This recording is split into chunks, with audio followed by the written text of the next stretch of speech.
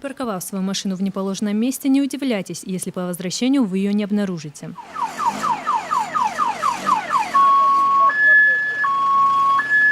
Сотрудники ГИБДД ежедневно эвакуируют машины, припаркованные с нарушениями правил дорожного движения. Это стало возможно после появления специального эвакуатора, способного поднимать автомобиль целиком.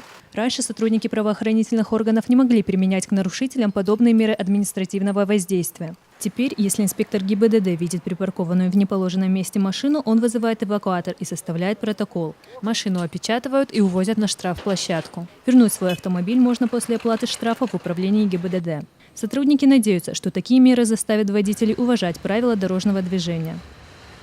Дня два назад я на территории управления встретился с водителем, у которого забрали машину, и который мне говорил: теперь я буду думать, куда мне ставить свою машину, под знак или выбирать место, где можно поставить машину. Я думаю, что это одна из таких мер воздействия, которая начнет дисциплинировать водителей.